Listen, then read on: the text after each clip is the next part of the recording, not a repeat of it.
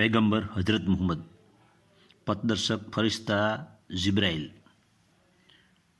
पैगंबर हज़रत मोहम्मद का जन्म संवत 625 अप्रैल मास में सऊदी अरबिया के मक्का शहर में मुस्लिम समाज में हुआ था। पिता का नाम अब्दुल्ला, माता का नाम अमीना था। हज़रत मोहम्मद की जन्म कुंडली उसके मामा ने देखकर कहा, यह लड़का महान बनेगा और उनसे नए प्रकार के धर्म की स्थापना होगी। पैगंबर मोहम्मद साहब के जन्म के बाद 2 मास में उनके पिता की मृत्यु हो गई। उनकी माता के पास मात्र 5 दिनार और 2-3 भेड़ें थी। एक गुलाम औरत थी। हलीमा नाम से एक भेड़े चराने वाली महिला ने उनकी देह का पोषण किया, क्योंकि चिंता की वजह से उनकी माता का स्तन का दूध चुक गया था।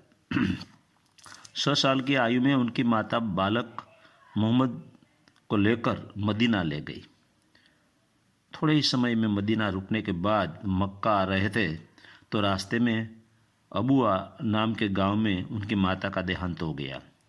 फिर उनके चाचा उनको सीरिया ले गए। फिर मक्का आए। मक्का शहर में एक खादिजा नाम की धनाढ्य महिला रहती थी। हज़रत मोहम्मद साहब की ईमानदारी और कार्य करने की कुशलता के गुणगान खदीजा ने सुना। खदीजा ने मोहम्मद साहब को देखा। देखते ही उनसे प्यार हो गया। फिर मोहम्मद साहब से खदीजा ने शादी कर ली। मोहम्मद साहब से खदीजा 28 साल आयु में बड़ी थी। मोहम्मद साहब को अब जीवन निर्वाह के लिए कार्य करने की जरूरत नहीं थी। मक्का के हीरा नाम के पहाड़ की गुफा में बैठकर बंदगी करने लगे।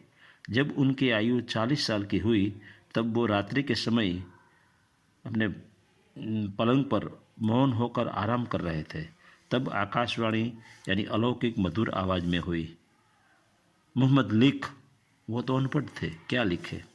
फिर उनके अंदर फरिश्ता जिब्राइल की ऊर्जा का अवतरण हुआ। उनके आसपास सुगंध सुगंध और एक अलौकिक ध्वनि गूंजने लगी।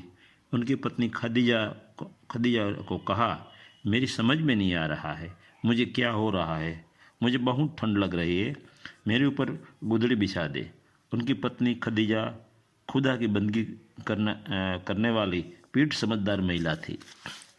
वो मोहम्मद साहब के पैर पड़ी और बोली, आप अति भाग्यशाली हो, आप पर खुदा की वाणी का अवतरण हुआ है। आप चिंता मत कीजिए, खुदा की शक्ति आपसे जो लिखवाइए वह लिखिए। मोहम्मद साहब को हिम्मत आई।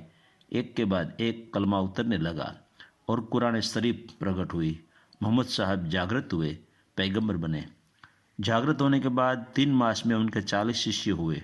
उनका मुख्य संदेश था ला इलाहा इल्लल्लाह, यानी एक खुदा के अलावा और कोई खुदा नहीं है।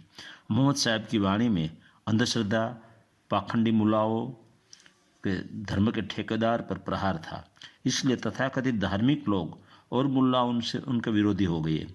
इसलिए मक्का से मदीना गए। मक्का से मदीना मोहम्मद साहब गए, उनको हज कहते हैं।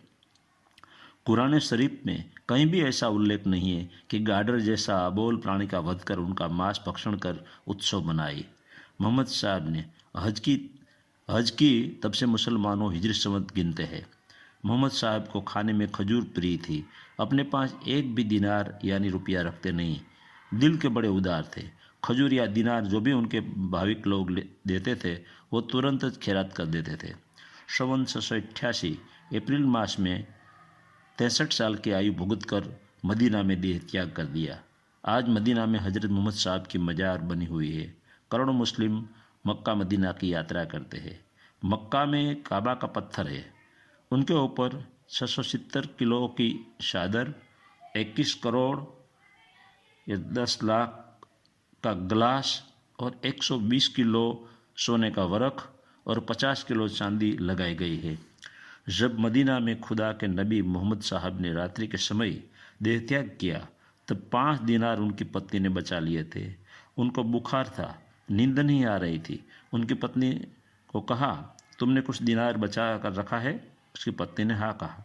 हज़रत मोहम्मद साहब ने कहा, जल्दी किसी को बांट दो, मेरे प्राण अटके हैं।